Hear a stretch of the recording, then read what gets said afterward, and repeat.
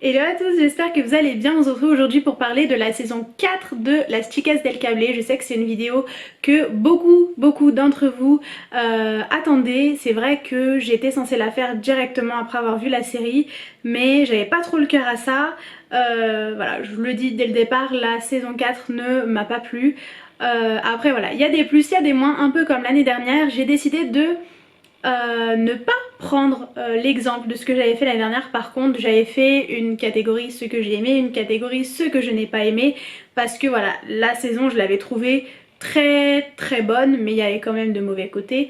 Cette fois-ci, la saison, comme je ne l'ai pas aimée, je vais vraiment prendre personnage par personnage, vous expliquer ce que j'ai pas aimé, pourquoi j'ai pas aimé, etc. Ça veut pas dire que ce n'est pas une série que j'adore, au contraire, j'ai hâte, mais tellement hâte d'être à la saison 5. Si vous n'êtes pas au courant, il y a une saison 5 et même une saison 6. La saison 6 est en cours de production et la saison 5 a déjà été tournée. J'ai vraiment hâte, mais c'est juste que cette saison ne répondait pas du tout à mes attentes. Donc, tout d'abord, pour un petit résumé de la saison et de l'intrigue en fait de cette saison, c'est Carlotta en fait qui donc est en pleine course politique pour devenir maire je crois, et elle est accusée du meurtre de son concurrent, je sais pas, je connais pas le vocabulaire politique donc bon, on va dire ça comme ça, elle est accusée du meurtre de son concurrent. En fait elle est retrouvée dans son hôtel à lui avec l'arme du crime dans la main et surtout elle a aucun souvenir. Et voilà, les filles vont essayer de la sortir de prison, etc. Ça c'est vraiment l'enquête principale de cette saison. Cette saison se situe vraiment quelques temps après la fin de la saison 3.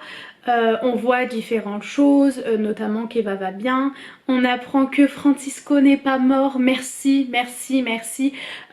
Bon, je m'étais déjà un peu spoilée parce que j'avais vu que l'acteur il était sur les lieux du tournage, etc.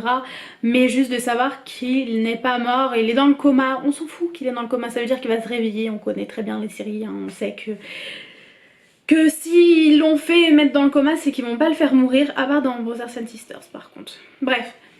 Voilà, j'étais juste super heureuse de voir ça, de voir tout le monde heureux, vraiment c'était... ça m'a fait du bien. Mais cette saison ne m'a pas plu, je vais quand même voilà, vous expliquer ça personnage par personnage parce que c'est beaucoup plus intéressant. Carlotta n'a pas été pour moi un personnage principal, un personnage intéressant tout le long de la saison, puisque comme vous avez pu le remarquer, elle est soit en prison, soit déprimée. En fait elle sert pas à grand chose. C'est vrai qu'on peut pas s'attendre à ce qu'elle fasse des trucs de ouf en prison. Bon, elle a tenté de se suicider quand même, ça fait mal. En fait je m'attendais juste pas à ce qu'elle dise ok en fait au chantage et qu'elle fasse tout pour arrêter le chantage. En fait je m'attendais pas à ça de sa part parce que bon, c'est quand même une des personnages, c'est pas dans l'histoire de féministe ou quoi que ce soit, mais c'est vraiment une des personnages qui pour moi allait tenir tête à quelqu'un qui lui fait du chantage, comparé aux autres. Par exemple Angeles, dans ma tête, si un jour on lui faisait du chantage et on lui en a fait, elle serait faible entre guillemets, alors que vraiment Carlotta je m'y attendais pas du tout. Après j'ai pris du recul, j'ai eu quelques temps quand même pour prendre du recul, je me suis dit que quand même pour l'époque c'est vrai que déjà être ouvertement gay c'est difficile, mais vraiment avec toute l'affaire derrière du changement de sexe, etc., c'est vrai que c'est assez compliqué pour l'époque. Et bon, sur le long terme on va dire j'ai compris, même si c'était assez compliqué pour moi à la base. Alors, Lydia c'est pour moi le pire de la saison, je suis désolée, je l'adore, elle est magnifique, l'actrice est magnifique, les tenues sont magnifiques, tout est magnifique, mais c'est censé être le personnage le plus fort de la série. On voit qu'au début, au début des saisons, au début de la série, c'est vraiment une femme de caractère, une femme qui est là, une femme qui se débrouille sans homme, sans rien du tout. Et là on a vraiment réduit son personnage à un triangle amoureux. Déjà le triangle amoureux il dure depuis bien trop longtemps. Là voilà, c'est soit tu choisis Carlos, soit tu choisis Francisco. Je comprends qu'elle s'en veuille vis-à-vis de Francisco parce que c'est quand même fait tirer dessus pour sa fille, mais je veux dire c'est bon en fait, arrête de faire tourner tout le monde en bourrique, prends ta décision, même vis seule si tu veux, on te force pas à être en couple.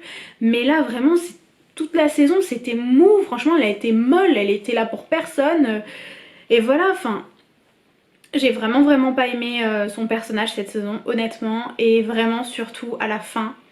À la fin je sais pas si vous avez toutes comprises ou pas, moi j'ai mis du temps à comprendre, je sais pas pourquoi, mais elle part pour les États-Unis avec Francisco et Eva. Elle écrit la lettre à Carlos en lui expliquant que voilà, tant que sa mère elle est en vie et elle est à proximité, bah sa fille elle sera pas en sécurité, etc. Aucun problème. Sauf que je suis désolée, t'arraches pas une fille à son père. Certes, Carlos il a pris des décisions de merde tout le long de la saison, mais vraiment il a pris des décisions de merde. Genre juste ne serait-ce que refaire confiance à sa mère. Bon, il a à moitié fait confiance à sa mère, mais ne serait-ce que lui refaire confiance. Tout ça pour garder.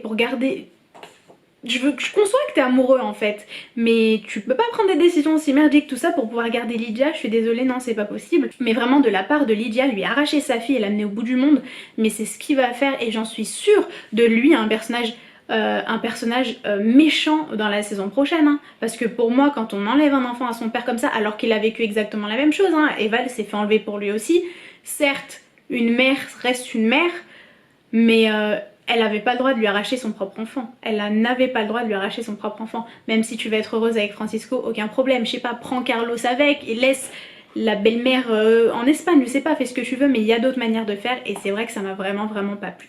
Pour Marga, Marga c'est une personnage que j'aime bien, hein. Après elle n'a pas les histoires les plus folles. Je suis quand même contente, j'en avais parlé la saison dernière, je suis quand même très contente qu'elle ait choisi son mari, même si bon il y a eu le divorce etc. Ils ont quand même fini ensemble, j'étais très contente. Je suis contente juste que voilà, parmi les frères elle a vraiment choisi son mari, j'avais expliqué que je serais déçue si elle choisissait autrement. Mais voilà, c'était plat, c'était long, j'ai bien aimé leur retrouvaille et j'ai adoré le fait qu'ils ouvrent un cabinet comptable ensemble. Mais voilà, enfin c'était pas ouf en fait, je sais pas, ils auraient pu lui trouver une intrigue, hein. Voilà, moi pour moi, la seule personne qui a vraiment évolué au cours des saisons, ça a été Angeles. Angeles c'est ma queen, Angeles c'est... J'adore l'actrice déjà, merci à la personne qui m'a fait découvrir Vis-à-vis aussi, je suis assez reconnaissante. Je mettrai le nom juste ici, si jamais je le retrouve dans les commentaires. Je l'adore, Angeles, Angeles c'est... Voilà, je m'attendais pas du tout à ce qu'elle soit le Mirlo là. Je sais pas en français s'il y a un autre nom que le Mirlo, faudra que je vérifie. Mais voilà, comme je regarde en espagnol, je regarde sous-titré français, mais je crois qu'il l'appelle le Mirlo aussi. Je crois parce que c'est un nom d'animal, je crois. Putain, Imen, tu fais de l'espagnol à l'école, faudrait peut-être que tu saches c'est quoi. Mais bon, bref.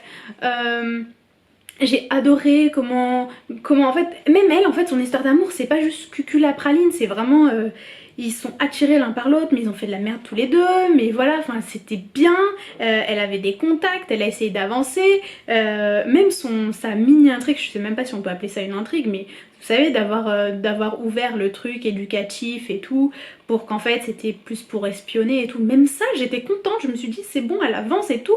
Bon c'est un peu de la merde mais c'est bien tu vois, genre c'est un peu de la merde dans le sens c'est pas très légal mais c'est cool, enfin ça lui donne du pouvoir, elle se fait de l'argent, elle est partie, on a eu une explication sur où était sa fille aussi, le fait que sa fille soit restée avec sa mère etc. Et elle est morte. Elle est morte. En fait je m'en doutais qu'elle allait mourir parce que bah, l'actrice avait prévenu puisque il va y avoir un spin-off ou quelque chose de Vis-à-vis et du coup bah il faut qu'elle y soit et qu'elle aura pas l'emploi du temps etc pour, mais sa mort elle était belle, enfin je veux dire, enfin non elle était pas belle de se faire tirer dessus hein, mais elle était belle dans le sens elle est morte dans les bras de son bien-aimé etc.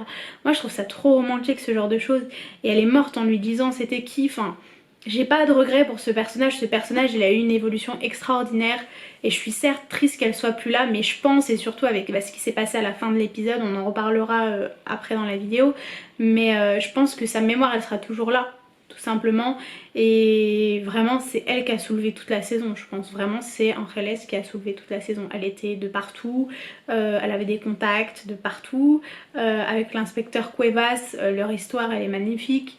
Je suis grave triste pour lui hein, mais j'ai adoré, je suis désolée, je regarde de moins en moins le retour écran, c'est juste parce que j'essaye de me souvenir des scènes et ça me fait rire et voilà, enfin le retour écran, c'est même pas un retour écran, c'est l'objectif. Et en plus j'ai mes devoirs comme vous pouvez le voir comme d'habitude. En réalité j'étais assez fière d'elle et pour tous ceux qui regardent Peaky Blinders, comparez-moi Angeles et Thomas Shelby et dites-moi leur point commun. Angeles avait une cigarette dans les mains à chaque scène, tout le temps, mais mon dieu, mais si elle était pas morte d'une balle, je vous assure qu'elle serait morte d'un truc au poumon, c'était pas possible. Donc voilà, ça m'a plus fait rire qu'autre chose, c'était pas dérangeant, mais c'est vrai que là, la cigarette, et je pense aussi que c'était un moyen de montrer son indépendance et tout en fait, c'était son truc la cigarette, c'était ça sa marque. Parlons maintenant de notre petit Francisco. Notre petit Francisco qui est en vie. J'adore l'acteur aussi en fait, c'est un peu comme l'actrice dans Reles, l'acteur qui joue Francisco. Je l'ai connu dans Grand Hôtel, il a continué après dans Las Chicas del Cable, je l'adore. Bon, il a mis 4 épisodes à se réveiller, ça veut dire la moitié de la saison. On lui en veut pas, c'est pas grave, c'est pas de sa faute. On nous fait part d'une rééducation, on nous montre une demi-rééducation et en une nuit, après 6 mois ou je sais pas combien de temps, plus de 6 mois je crois, dans le coma, tu peux remarcher normalement au bout d'une journée. Impossible. En fait là c'était pas réaliste. Cherche pas du réalisme pur, mais je veux dire tu peux pas remarcher, enfin c'est pas logique, on ne renvoie pas de l'hôpital le lendemain, c'est impossible, même si certes il allait guérir chez Carmen ou je sais pas quoi là, non, donner à Carmen, je veux bien mais je veux pas, tu mets pas 6 mois, non c'est impossible en fait, 6 mois pour un jour, tu peux pas remarcher comme ça. Après bon il y a un truc qui m'a fait rire de sa part vraiment, c'est qu'il a quand même sauvé une deuxième fois Eva, il l'a sauvée d'une deuxième bon là c'était une tentative d'enlèvement mais il l'a sauvée d'un deuxième enlèvement, bon j'ai adoré ça, j'aime beaucoup le fait qu'il se souvient que de Alba etc, qu'il la reconnaisse, parce que vraiment j'aurais pas aimé qu'elle tombe dans le panneau de Doña Carmen, ça m'aurait fait mal. Après j'aurais aimé quand même qu'on voit la fille de la saison dernière, mais bon je pense que c'était plus un personnage qui nous a été donné pour nous montrer que Francisco il est toujours amoureux de Lydia etc. J'aurais bien aimé la revoir, après c'est pas grave, on a quand même vu beaucoup de White Lady cette saison. Et du coup voilà, j'étais super contente que Francisco soit en vie. De toute façon vous connaissez mon opinion par rapport à Francisco. Je sais pas si je vais sortir d'abord cette vidéo ou d'abord les Francisco versus Carlos. Je sais que je vous fais attendre pour ces vidéos, mais elles seront assez courtes de toute façon et voilà, je sais à 100% je suis pour qui. Et puis voilà pour Francisco. Carlos, j'ai tout simplement été déçue du personnage parce qu'en fait dans la saison 1 c'était un gamin, saison 2-3 il s'est vraiment comporté comme un adulte, et la saison 4 j'ai retrouvé un enfant qui veut à tout prix garder son jouet. Je veux dire, si ta femme elle est pas amoureuse de toi, c'est comme ça, il faut faire avec. Ça se voyait très bien qu'ils restent ensemble pour la petite. Je veux dire, arrête de faire de la merde, je suis désolée, j'ai pas d'autre mot que ça. Sa sœur m'a paru plus lucide que lui pendant toute la saison, sa sœur. Oui, elle a fait une erreur. Elisa, parce que je vais pas parler du personnage, j'en parle juste vite fait, elle a fait l'erreur quand même de donner le bébé à sa mère et tout, mais bon, elle évitait d'être dans la merde, etc. Aucun problème. Mais Elisa, elle a quand même été plus lucide que lui. À un moment donné, tu peux pas avoir la fille, laisse la fille tranquille. Ne fais pas n'importe quoi. Mais ce qui lui est arrivé à la fin de la saison, par contre, ça ne se fait pas du tout. Je comprends que Lydia ne peut plus avoir confiance en lui, mais tu ne peux pas priver un père de sa fille. Moi, je vous le dis, ça va devenir un personnage méchant.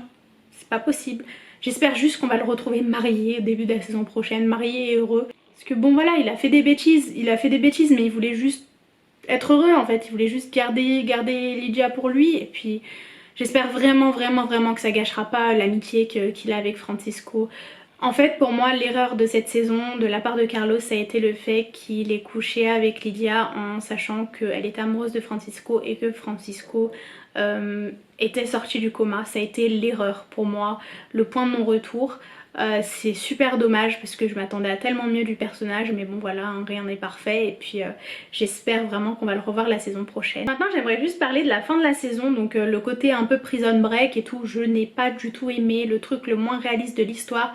On a Francisco, Marga, Pablo, mais qu'est-ce qu'ils foutent là? Francisco il vient de se lever du coma, il vient de se réveiller plutôt du coma. Pablo et Marga, c'est...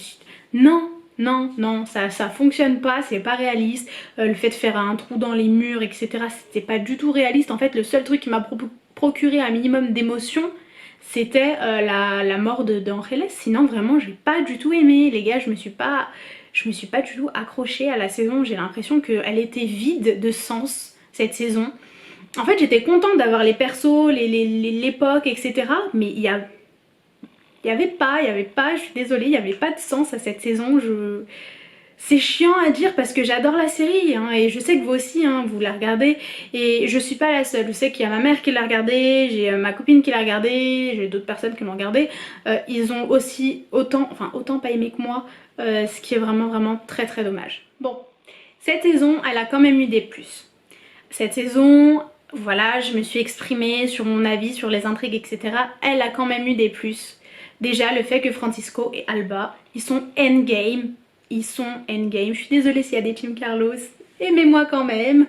Je suis heureuse qu'ils ont fini ensemble. Ils le méritent. Voilà, il a fallu quelques années hein, pour qu'ils réagissent et qu'ils s'en rendent compte. Mais voilà, les deux endgame, j'étais super contente. La deuxième chose que j'ai beaucoup aimé, c'est vraiment le fait que tout le monde appelle Sarah Oscar.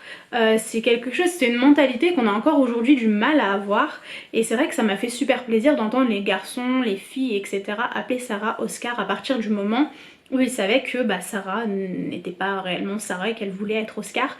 C'est quelque chose qui m'a fait plaisir, je saurais pas vous décrire le pourquoi du comment en fait, c'est juste une avancée pour moi super intéressante et super bien, et surtout pour une série c'est une super bonne mentalité. Aussi il y a encore toujours des tenues, désolé il y a un avion qui passe, il y a encore toujours des tenues et des coiffures parfaites, magnifiques.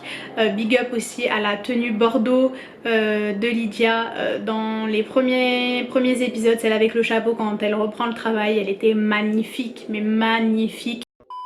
Madame Aguilar, Monsieur Cifuentes m'a demandé de gérer l'agenda de vos rendez-vous.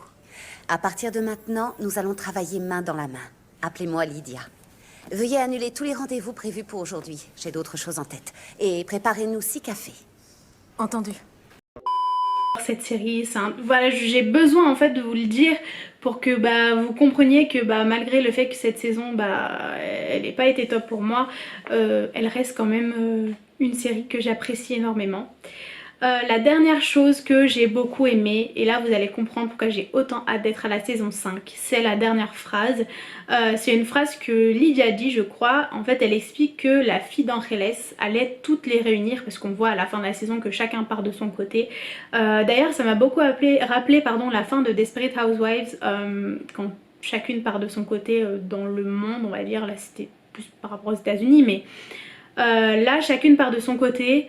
Et on nous indique que la fille d'Angeles allait être celle qui allait les réunir, puisqu'Angeles leur a demandé de prendre soin de sa fille, et aussi à Cuevas. Et donc là je me suis dit, attendez, on va nous parler de guerre civile, puisque on nous le dit, hein, la fille d'Angeles va nous réunir quelques années plus tard, machin, guerre civile. J'essaierai de mettre la scène carrément, moi je vous mets les scènes, hein, je m'en fous, monétisation, pas monétisation, on s'en fout. Je vous mets la scène. Que des années plus tard, la fille d'Angeles nous réunirait. Et cette fois, il nous faudrait affronter l'une des plus grandes tragédies de notre histoire. La guerre civile. Le thème de la guerre civile espagnole, c'est un thème que j'adore. Je l'ai vu à l'école, je l'ai étudié, j'ai regardé des films par rapport à ça, c'est vraiment un thème que j'adore. Et là je me suis dit on va parler de la guerre civile espagnole dans las Chicas del Cable, ça va être magnifique, ça va être du feu, du feu, du feu, du feu.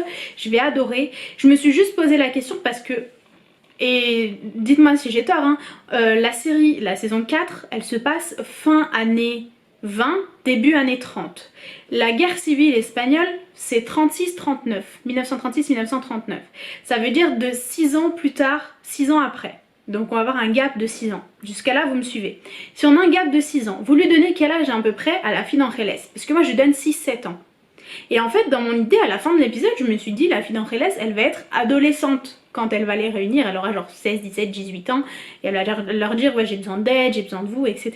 Sauf que là, je me suis dit, si elle a 6-7 ans, dans 6-7 ans, elle aura 12-13 ans. Et de là en fait je me suis dit mais comment la fille d'Angeles à l'âge de 12 ans elle allait les réunir. Là parce que quand Cuevas il va annoncer à la mère d'Angeles et à sa fille qu'Angeles est morte, on est d'accord que la gamine elle est petite. Je vous mettrai une photo, je vous insérerai quelque chose, une vidéo ou quelque chose comme ça, mais on est d'accord. La chance nous avait joué un mauvais tour. Il nous fallait tant bien que mal affronter la situation, avec les quelques cartes qui nous restaient en main et le cœur en 1000 morceaux.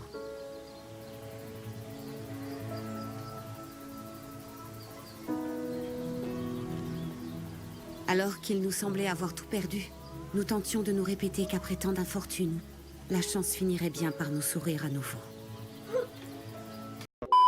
Voilà, c'est pas forcément le genre de vidéo que je suis contente de faire, enfin je suis contente de faire une revue sur une série que j'aime, mais quand elle est pas bonne, c'est vrai que j'ai du mal. Que vous me fassiez un pavé de commentaires pour m'expliquer votre opinion, j'ai vraiment hâte de vous lire et de vous répondre.